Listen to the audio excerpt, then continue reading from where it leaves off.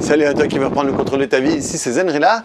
Et dans cette vidéo, je voulais vous parler d'un truc, une histoire que, enfin j'ai vu sur internet, après on verra si c'est vrai ou pas, mais une histoire de Bouddha qui expliquait, c'était l'histoire d'une grenouille.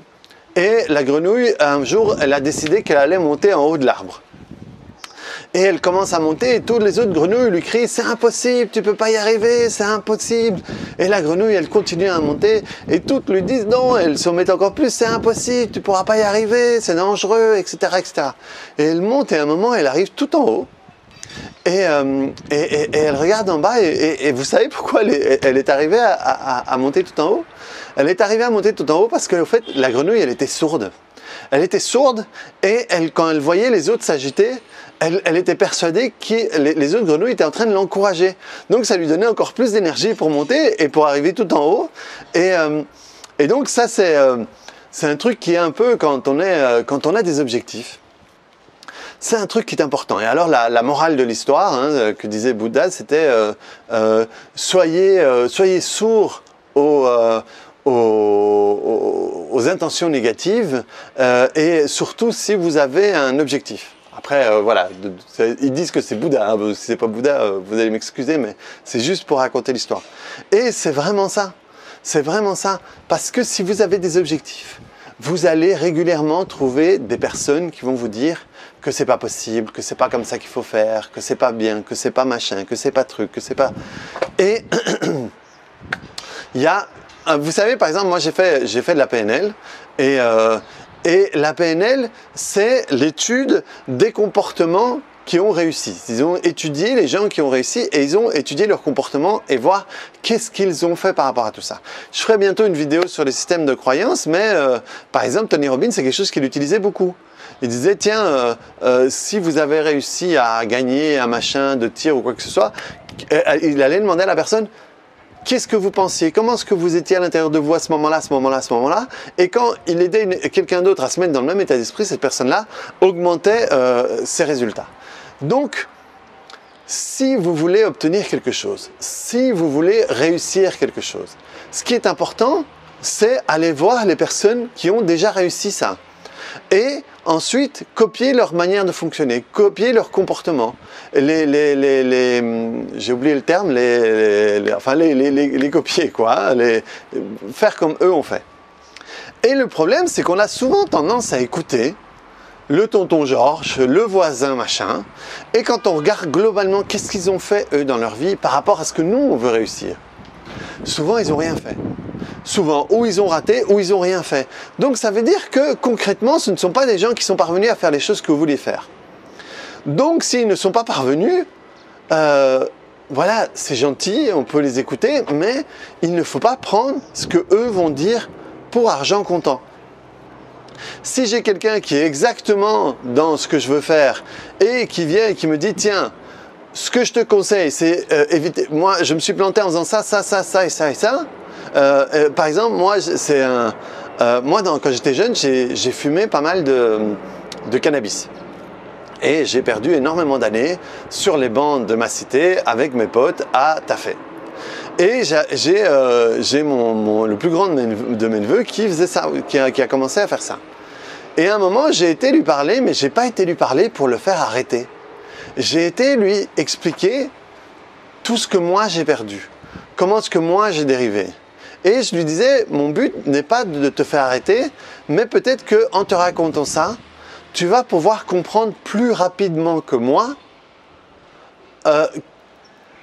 que c'est pas mal d'en sortir aussi à un moment ou à un autre. Et donc, quand moi je conseille des gens, il y a des gens qui viennent me demander des conseils parce qu'ils veulent faire des trucs ou pas, je leur dis ce qui a réussi, mais je leur explique aussi ce qui a raté. Mais je leur dis pas arrête ça tout de suite, tu dois pas faire ça. Non, je leur propose mon expérience et ensuite eux décident de continuer à le faire ou pas. Ça c'est leur problème. Moi je dois pas les convaincre, je dois juste apporter des choses qui me sont arrivées à moi. Et donc pareil là, donc si vous avez tonton Georges qui vous conseille, vous pouvez l'écouter, hein, vous pourrez être poli, il suffit, il n'est pas nécessaire d'être impoli en disant t'as jamais rien réussi dans ta vie, me fais pas chier, me parle pas. Néanmoins, ce qui est plus important que la vie de tonton Georges, c'est trouver quelqu'un qui a fait ce que vous voulez faire. Et si vous allez sur Internet, vous allez trouver plein de gens qui ont fait ce que vous voulez faire et souvent qui proposent des méthodes, des marches à suivre, des vidéos et même parfois des cours. Et donc c'est pas mal de suivre ces gens-là et quel que soit quel que soit votre objectif. Parce que moi, quand je me suis lancé comme indépendant, j'étais indépendant complémentaire à ce moment-là, il y a plein de gens qui m'ont conseillé de ne pas le faire. Parce que ça va être la crise, parce que c'est la crise, parce que si, parce que ça, parce que c'est de la folie, parce qu'il y en a d'autres qui ont essayé avant toi, parce que machin et tout. Eh bien, ces gens que je recroise quand ils voient ma vie maintenant, ils me disent « Ah, t'as de la chance !» C'est absolument pas une question de chance. C'est absolument pas une question de chance. Et au lieu de ma chance, mon atout a été justement de ne pas écouter ce que eux m'ont dit. De ne pas suivre les conseils qu'eux m'ont suivis. Parce que j'ai été obstiné. Et quand vous avez des objectifs, c'est important d'être obstiné, c'est important d'être têtu. Être obstiné, ça ne veut pas dire qu'on ferme, on n'écoute rien, et non. Mais c'est aussi choisir ce qu'on écoute, mais aussi, si on le sent, de continuer.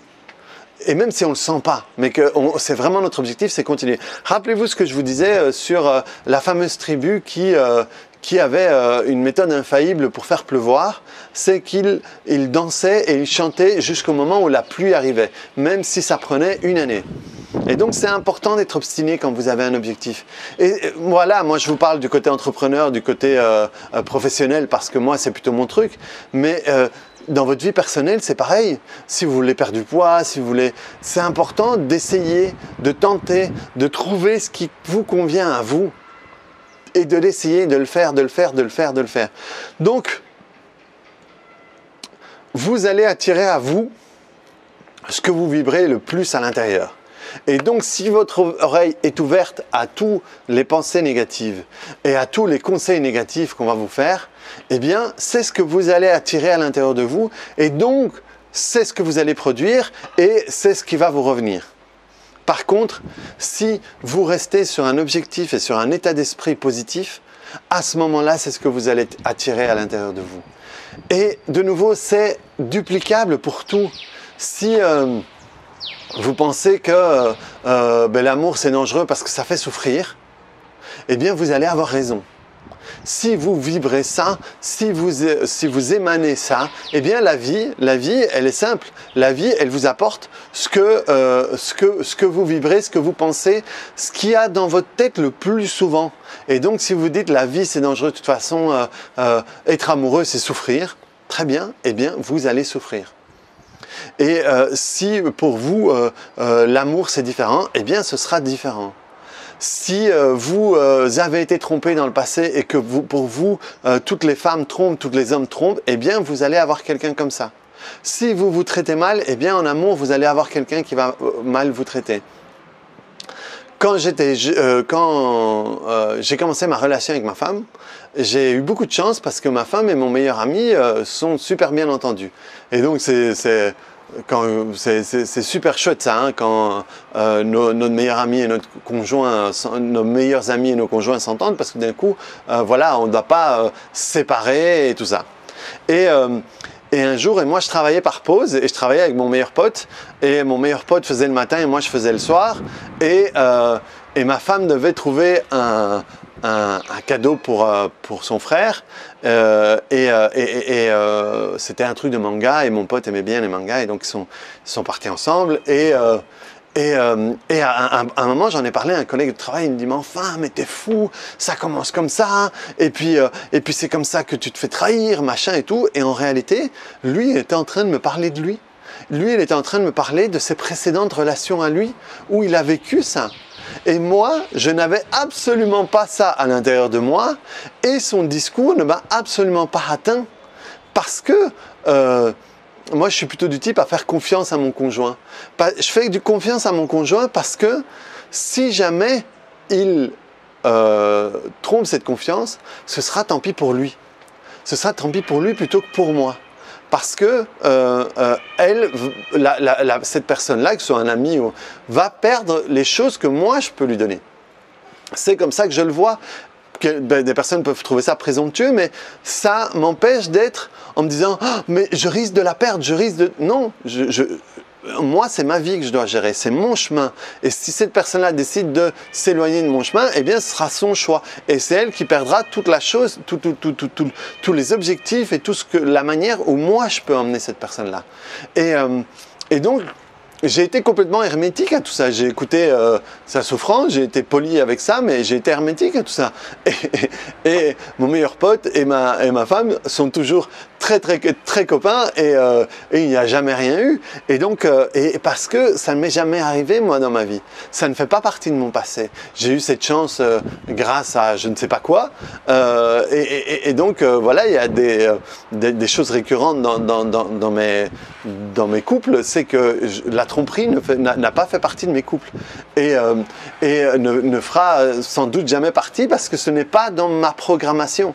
Il y a d'autres choses. Hein, il y a d'autres choses qui ne font pas partie des autres. Et professionnellement, amicalement, c'est pareil.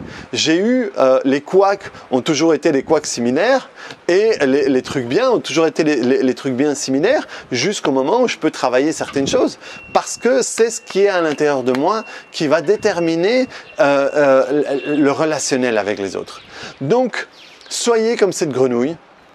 Si vous avez un objectif, soyez négatif aux commentaires négatifs, soyez fermé aux commentaires négatifs par rapport à tout ça et ouvert par rapport à tout ce qui peut mettre de l'eau à votre moulin et vous aider à réajuster si c'est nécessaire et à vous encourager. Il y a des gens qui ont réussi, qui encouragent les autres. Il faut le faire, il ne faut pas abandonner parce que si moi j'avais abandonné au premier truc, je ne serais pas arrivé là où j'étais. Et donc c'est continuer de la même manière que moi, je continue dans ces vidéos, même s'il y a des bruits par là, je veux quand même partager tout ça avec vous.